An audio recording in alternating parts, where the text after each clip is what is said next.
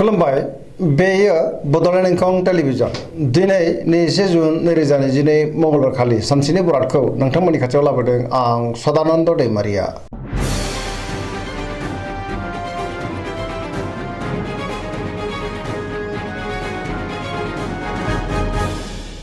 सिगां फरायनो लादों मेष राशि गिबि हांखो अ ल दिनैनि साना मोजां आरो गाज्रिनि गेजेरजों बाबेलनांगोन बयनिफ्रायबा गाज्रि खौरां फैनोबो हागौ गुबुनजों रायखोमा जानोबो हागौ सांग्रां जानांगोन जेरावबो देरहासार जानो गोब्राब जागोन मावनो लानाय खामानिखौ मावफुंनो हागोन गोसोखौ जोबोर उसुखुथु मोनगोन देहाया मोजाङै थागोन अब्लाबो नाथाय जानाय लोंनायाव सांग्रां जानांगोन रांखावरियाव मोजां मोननो गोनांखौ मोननो हागोन बेफार फालांगियावबो मोजां होनजायो गोबां धोन आरजिनोबो हागोन सोरबा लोगोनि हेफाजाबबो मोननो हागोन न'खराव बिसि फिसायनि गेजेराव अननानै फैगोन बिमा बिफानि बोरखौबो मोननो हागोन बहाबा थांनांगौब्ला दिनै मोजां होनजायो मोजाङैनो हान्थिनोबो हागोन गुबुननि गोसोखौ बोनो हागोन गोसोनि बोलोआ बांगोन समाजावबो मान मोननो हागोन लाइमोनफ्रा मोजां खौरां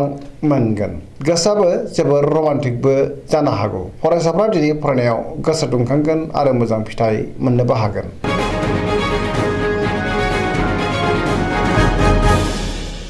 वृष राशि गिबि हांखो इ उ ब दिनैनि साना मोजां आरो गाज्रिनि गेजेरजों बाबेनलांगोन गोसोखौ दिनै जोबोर उसाव बादाव मोनगोन गोजोननि आंखाल जानोबो हागौ गोसोनि बोलोआ लोरबां जागोन मावनो लानाय खामानिखौ मावफुंनो हागोन समाजाव मान मोनगोन रांखावरियाव मोजां नङा नाङा फाङा खरसायासो बांसिन जानो हागौ गोबां खहा जानांनोबो हागौ बेफार फालांगियावबो मोजां नङा गुबुननि थाखाय गोबां खहा जानांनो हागौ न'खराव दिनै बिसि फिसायनि गेजेराव अननानै फैगोन देहाया बारा मोजां थानाय नङा गोबां रोखोमनि देहायारि जेंनाजों मोगा मोगि जानांनो हागौ जानाय लोंनायाव सांग्रां जानांगोन गोसोनि साननायफ्रा टेबर नांगोन नेगेटिभ एनार्जिनि गोहोमबो गोग्लैनो हागौ।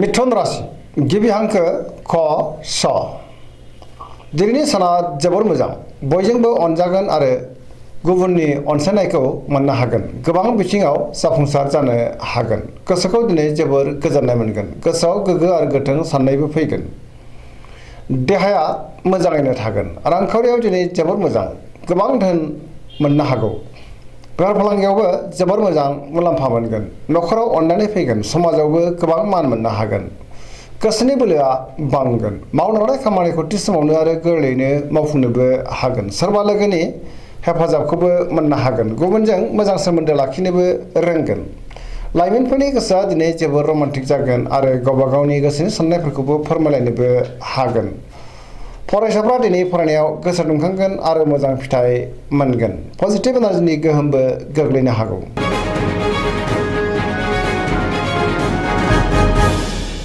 कर्कट राशि गिबि हांखो ड ह दिनैनि साना मोजां आरो गाज्रिनि गेजेरजों बाबेनलांगोन सोरबा लोगोजों थगायजानोबो हागौ गोसोनि साननायफ्रा टेबर नांगोन गोसोआव नेगेटिभ साननाय फैगोन मावनो लानाय खामानिखौ मावफुंनो हागोन रांखावरियाव बारा मोजां नङा नाङा फाङा खरसाया बांगोन बेफार फालांगियाव बारा मोजां नङा गोबां खहा जानांनो हागौ सांग्रां जानाया गाहाम न'खराव अननानै फैगोन देहायाबो मोजाङै थागोन गोसोखौ जोबोर उसुखुथु मोनगोन गुबुननि हेफाजाबखौ मोननो गोब्राब जागोन समाजाव मान मोनगोन फरायसाफ्रा दिनै फरायनायाव गोसो दुंखांगोन आरो मोजां फिथाइ मोनगोन लाइमोनफ्रा जोबोर आला खाला जागोन नेगेटिभ एनार्जिनि गोहोमबो गोग्लैनो हागौ सांग्रां जानाया गाहाम।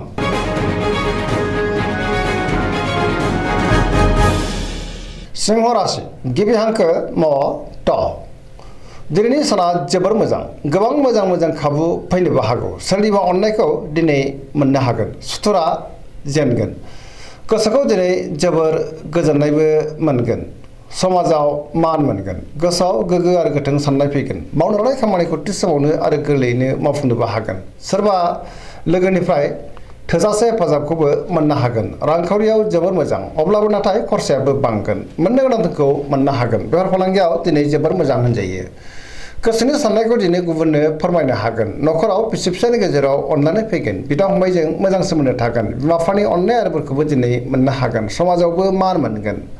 गुबुननि गोसोखौ बोनो हागोन। देहायाबो मोजाङैनो थागोन। गुबुननि थाखाय गोबां मोजां खामानि मावनानै होनोबो हागोन। पजिटिभ एनार्जिनि गोहोमबो गोग्लैगोन।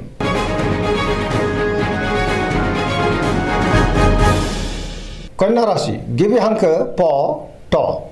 दिनैनि साना जोबोर मोजां। लुबैनायखौ मोननो हागोन। गोसोनि बोलोआबो बांगोन। गोसोआव पजिटिभ साननाय फैगोन। गोथों आरो गोग्गो साननो रोंगोन। गियाननि आंखाल जानाय नङा। रांखावरियाव दिनै जोबोर मोजां। अब्लाबो नाथाय खरसायाबो बांगोन। बेफार फालांगियाव जोबोर मोजां मुलाम्फा मोनगोन। देहाया मोजाङैनो थागोन।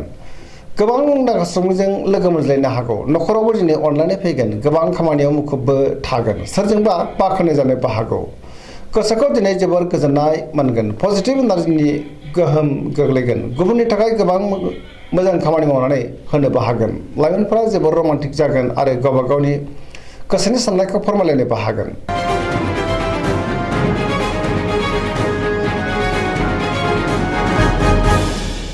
तुला राशि गिबि हांखो र ट। दिनैनि साना जोबोर मोजां। गोसोआव बोलो बांगोन। गोसोनि साननायफ्राबो जाफुंगोन। गोसोनि साननायखौ दिनै गुबुननो फोरमायनोबो हागोन। मावनो लानाय खामानिखौ थि समावनो मावफुंनो हागोन। देहाया मोजाङै थागोन। रांखावरियाव जोबोर मोजां। गोबां धोन मोननो हागोन। मोननो गोनांखौबो दिनै मोननो हागोन।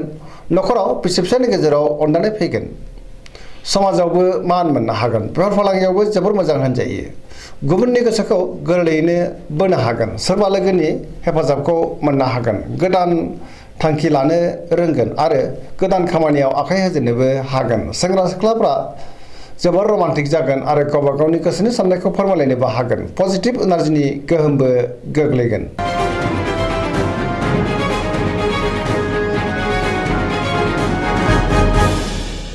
वृश्चिक राशि गिबि हांखो न स। दिनैनि साना मोजां आरो गाज्रिनि गेजेरजों बाबेनलांगोन। गोसोआव पजिटिभ साननाय फैगोन। सोरजोंबा बाख्नाय जानोबो हागौ। गोसोखौ दिनै जोबोर गोजोननायबो मोनगोन।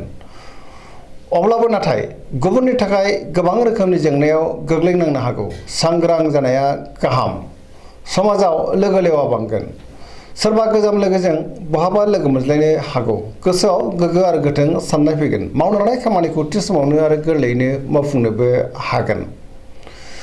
गुबुननिफ्राय हेफाजाबखौबो मोननो हागोन। गोसोनि साननायाबो जाफुंगोन। गोसोनि बोलोआबो बांगोन। समाजावबो दिनै मान मोननो हागोन।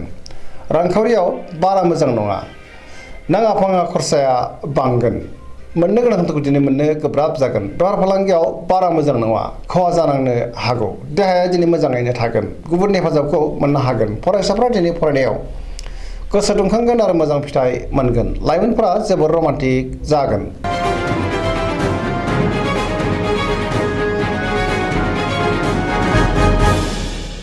धनु राशि गिबि हांखो ढ फ भ। दिनैनि साना जोबोर मोजां। बयजोंबो गोरोबनो रोंगोन। गोसोआव गोग्गो आरो गोथों साननाय फैगोन। मावनो लानाय खामानिखौबो थि समावनो आरो गोरलैयैनो मावफुंनोबो हागोन। गोसोनि साननायफ्रा मोगथाङाव जाफुंगोन। रांखावरियाव दिनै जोबोर मोजां होनजायो। अब्लाबो नाथाय खरसायाबो बांगोन। मोननो गोनां धोनखौबो दिनै मोननो हागोन। बेफार फालांगियावबो दिनै जोबोर मोजां मुलाम्फा मोनगोन। समाजावबो मान मोनगोन। देहाया दिनै मोजाङैनो थागोन। अब्लाबो नाथाय जानाय लोंनायाव सांग्रां जानांगोन। न'खराव अनलायनाय फैगोन। बिदा फंबायनिफ्राय थोजासे हेफाजाबखौ मोननो हागोन। बहाबा दावबायनो एबा हान्थिनो खाबुबो मोननो हागौ। बहानिफ्रायबा मोजां खौरांबो फैनो हागौ। लाइमोनफोरनि गोसोआ दिनै जोबोर रमान्टिक जागोन। पजिटिभ एनार्जिनि गोहोमबो गोग्लैगोन।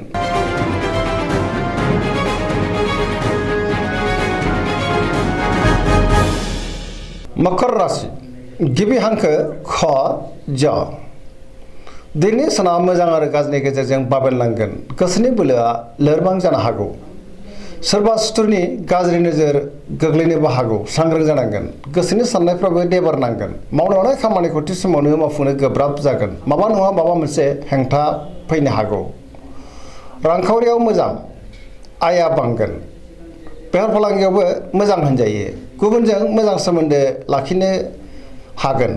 न'खराव अनलायनाय फैगोन। बिदा फंबायनि हेफाजाबखौबो मोननो हागोन। देहायाबो दिनै मोजाङैनो थागोन। सेंग्रा सिख्लाफ्रा गावबा गावनि गोसोनि साननायखौ फोरमायलायनो हागोन आरो बहानिफ्रायबा मोजां खौरां मोननोबो हागौ। फरायसाफ्रा दिनै फरायनायाव गोसो दुंखांगोन आरो मोजां फिथाइ मोनगोन।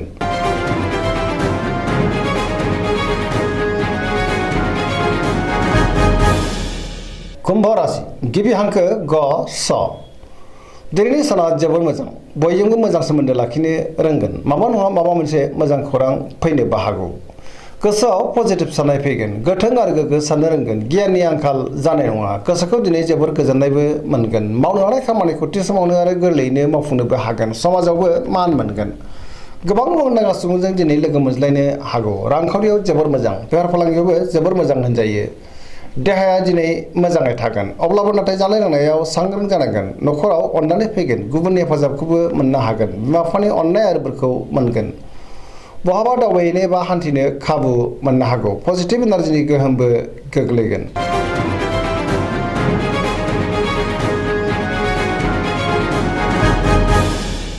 मीन राशि गिबि हांखो ड स दिनैनि साना बारा मोजां नङा गोबां जेंनाफोरजों मोगा मोगि जानांनो हागौ गोसोखौ दिनै जोबोर उसुखुथु मोनगोन गोसोआव नेगेटिभ साननाय फैगोन गावनि गोसोनि साननायखौ गुबुननो फोरमायनो हागोन देहाया मोजाङै थागोन अब्लाबो नाथाय जानाय लोंनायाव सांग्रां जानाया गाहाम रांखावरियाव बारा मोजां नङा नाङा फाङा खरसाया बांगोन बेफार फालांगियाव बारा मोजां नङा गोबां खहा जानांनो हागौ न'खराव अनलायनाय फैगोन बिदा फंबायजों मोजां सोमोन्दो थागोन सोरजोंबा बाख्नाय जानोबो हागौ फरायसाफ्रा दिनै फरायनायाव गोसो दुंखांगोन आरो मोजां फिथाइ मोननोबो हागोन गोसोनि साननायफ्राबो जाफुंगोन अब्लाबो नाथाय माबा नङा माबा मोनसे नेगेटिभ एनार्जि फैनोबो हागौ सांग्रां जानाया गाहाम। दिनैनि राशि फरायथिना एसेनोसै जोबनायाव बेखौनो खावलायो जाहाथे नोंथांमोना सानफ्रामबो जोंनि बे बड'लेण्ड इंखं टेलिभिजनखौ नायबाय थायो आरो साबस्क्राइब खालामो लोगोसे लाइक खालामो आरो शेयार खालामो एसेनोसै गोजोन्थों।